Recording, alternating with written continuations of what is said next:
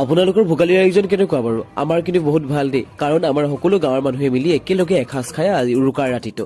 তো এইফালে আমাৰ উৰুকাৰ ৰাতিৰ বাবে প্ৰিপেৰেশ্যন হৈ আছে। তো সকলো মানুহ আহিব, এতিয়ালৈকে অহা নাই কাৰণ সকলোৱে ঘৰত পিঠা পনা পুৰে। তো আমাৰ মায়েও এই পিঠাৰ আখল পাতি থৈছে, তো মই বুলি পিঠা এটা বনোৱাৰ চেষ্টা কৰি চাওঁ। তো বৰ বেছি ভাল নহ'ল, কেনেকুৱা হ'ল আপোনালোকে কওকচোন। তাৰপিছত ফাইনেলি আমাৰ আৰু সাংস্কৃতিক সন্ধিয়াৰ মানে আৰু উৰুকাৰ নিশাৰ ৰাতিটোৰ কাৰণে উদ্বোধন হৈ গ'ল। আমাৰ দেউতাই কৰিলে উদ্বোধনখিনি। তো দেউতাই এটা গান গালে ধুনীয়াকৈ। তাৰপিছত এইফালে এটা কবিতা আবৃত্তি কৰিলে। এনেদৰে আমাৰ বিভিন্ন ধৰণৰ সাংস্কৃতিক প্ৰগ্ৰেমবিলাক চলি থাকিল। তাৰ মাজতে এটা ধুনীয়া এটা বস্তু দেখিলোঁ, সেই বস্তুটো হৈছে এইটো। তেওঁ আকৌ টুপি পিন্ধা নাই, টুপিৰ সলনি পিন্ধিছে এইটো, মুখা এখন পিন্ধি ঘূৰি ফুৰিছে, যিয়েই নহওক দিয়ক। তাৰপিছত এটা ধুনীয়া এটা ডান্স কৰিলে এজনী ছোৱালীয়ে।